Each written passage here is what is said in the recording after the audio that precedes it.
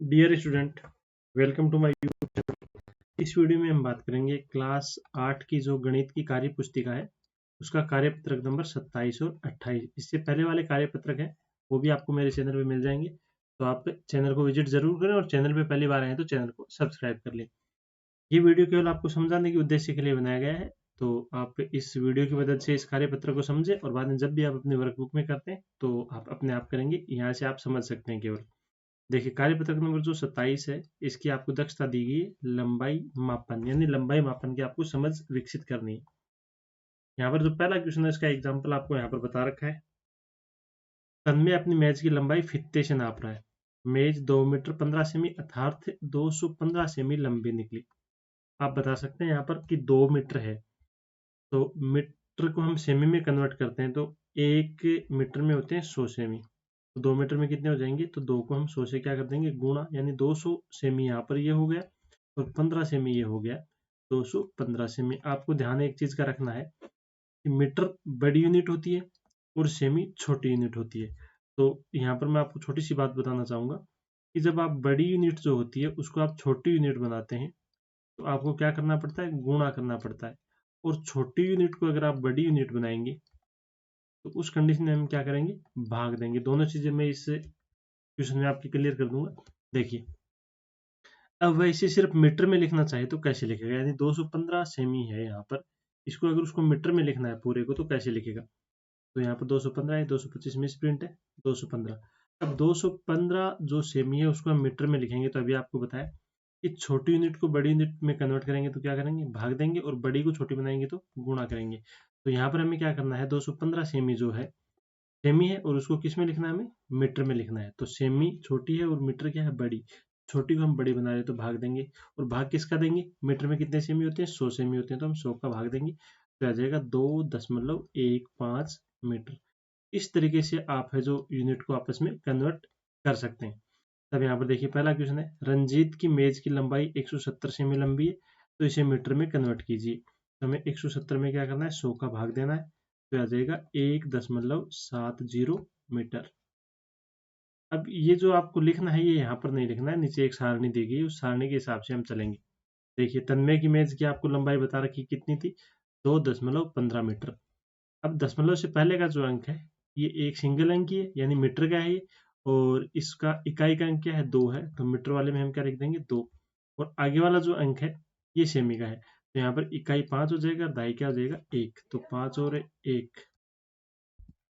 लेकिन जैसे रंजीत की मेज की लंबाई 170 सेमी लंबी है, तो यानी 1 मीटर तो पूरा हो जाएगा और 70 सेमी आएगा यहाँ पर, तो इसमें क्या आ जाएगा 1 और सेमी वाले में 7 0, और यहाँ पर क्या लिख देंगे हम 1.70 मीटर।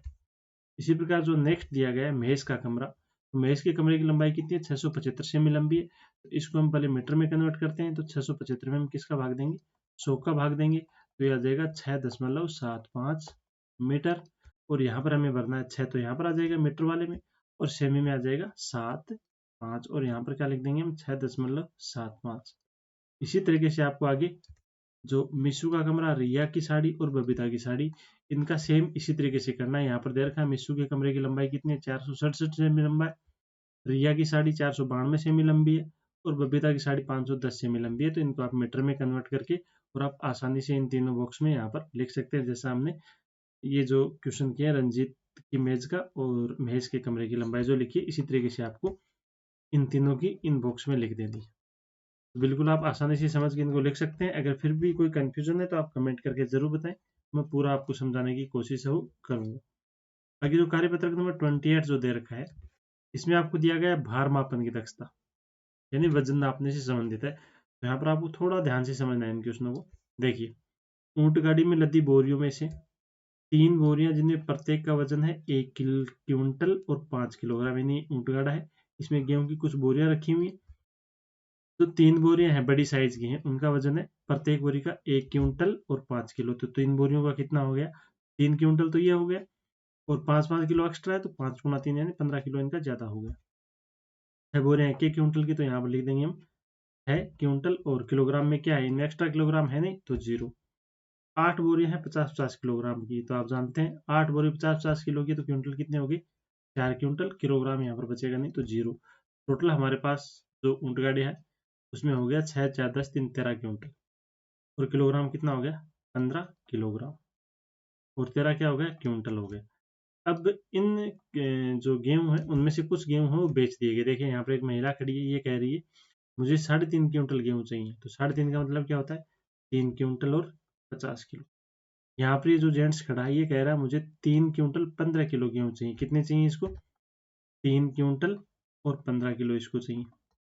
आगे यहाँ पर 6 आदमी आपको और दिखा रखे हैं, ये क्या कह रहे हैं कि हमें 1-1 क्विंटल गेहूं चाहिए, यानी 6 आदमी है तो इनको कितने चाहिए 6 क्विंटल गेहूं चाहिए टोटल। तो टोटल जो गेहूं है जो बेचे गए हैं वो 3 क्विंटल 50 किलो ये हो गए, 3 क्विंटल 15 किलो ये हो गए, और 6 क्विंटल ये हो गए। और हमें जो लास्ट में क्वेश्चन पूछा गया है, क्या तुम बता सकते हो कि ऊंट गाड़ी वाले ने कितना गेहूं बेचा।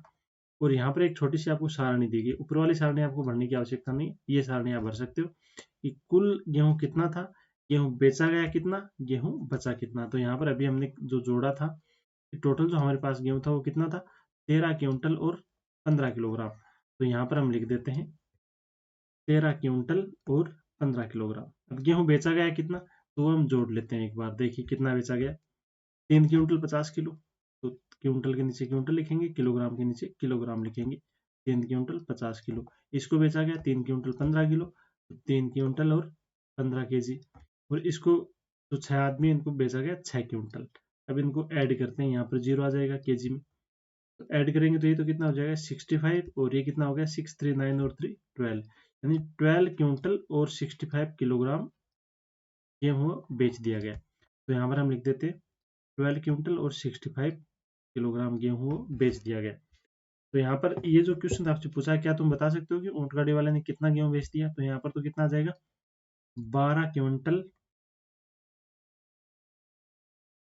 और साथ में कितना लिख देंगे हम 65 किलोग्राम। और यहाँ पर जो आपको लिखना है कि टोटल था 13 क्विंटल 15 किलोग्राम, उसमें से 12 क्विंटल 65 किलोग्राम गेहूं बेच दिया गया।